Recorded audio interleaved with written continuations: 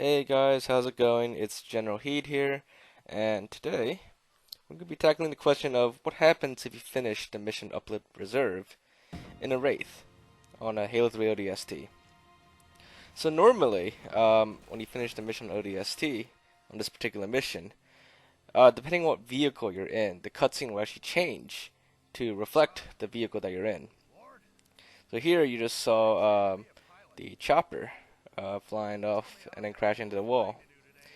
And then basically there's three different vehicle cutscenes that we know of so far. And I basically got these cutscenes from the halo.bungie.org, where they basically have every single cutscene hosted on their website. So, and they only have these three cutscenes: the chopper, the ghost, and the warthog.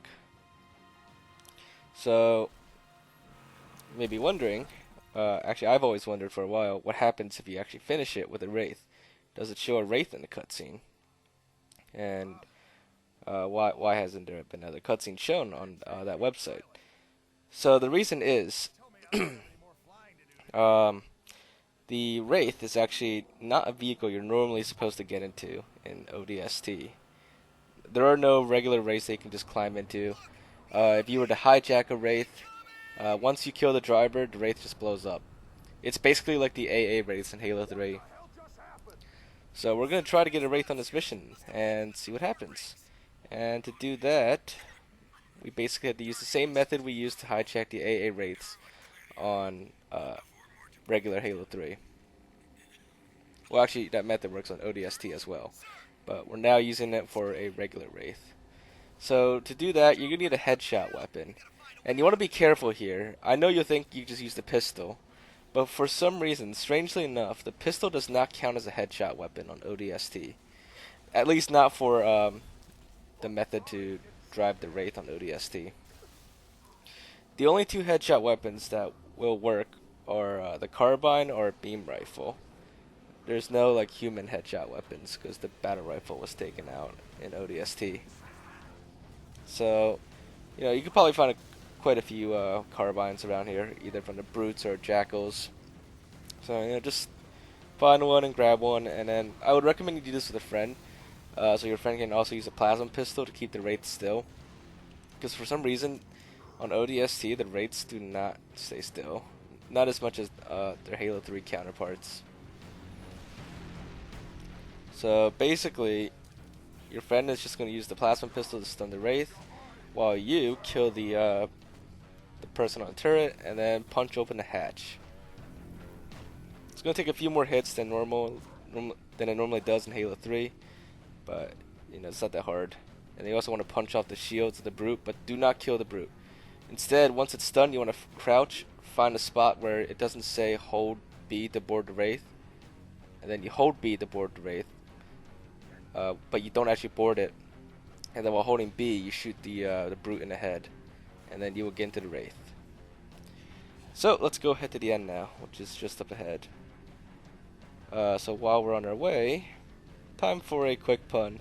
And this one was from one of the fans in the comments in my previous video. I couldn't find who it was anymore. It got like buried deep in the comments. So if you're the one that suggested this pun, I want to thank you, but I apologize. I don't remember like your username because it's buried somewhere deep there. So if it's you, just shout yourself out in the comments. Anyways, where do your keys on your keyboard go to get drinks? The space bar. Alright, anyways, here we are. We're gonna make the jump with the Wraith. And here we go. And it turns into a warthog. So, there you have it. That is what happens when you finish with the Wraith. It unfortunately does not show a Wraith in the final cutscene. And it also, unfortunately, well, actually, yeah, it does not show the Wraith in the cutscene, and by default, for some reason, it defaults to Warthog. It doesn't show a Ghost or a Wraith. Or a Chopper. Just a Warthog. So that's basically what happens there. And I guess we could do another quick pun right now. Let's see. What can I tell you? Did you know that regular visitors to the dentist are always familiar with the drill? If it rains cats and dogs, why doesn't it reindeer? Get it? Reindeer? uh, anyways, before we end this video, there was one more experiment we wanted to try with this. We didn't want to leave it just at the Wraith becoming a warthog.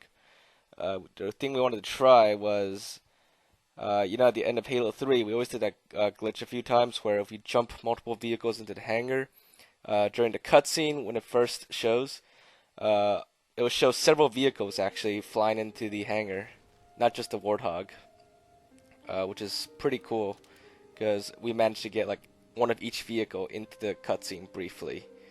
So we wanted to try that on the same mission.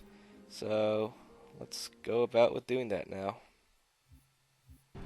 We are basically going to jump a Wraith and a Ghost at the same time and see if they both show up. Well, basically a Warthog and a Ghost show up. So let's see what happens. And there's the cutscene, and just a Warthog. No second vehicle. So it's not like the Halo 3 ending cutscene. It is just the Wraith, or rather the Warthog. I'm actually surprised they didn't show the Ghost, because I could have sworn the Ghost hit the cutscene first. But oh well. Anyways, I hope you guys found that interesting and enlightening somewhat. If you guys did enjoy that, make sure to leave a like, leave your thoughts in the comments, and as always, if you haven't subscribed yet, please do so, and we'll see you guys next time.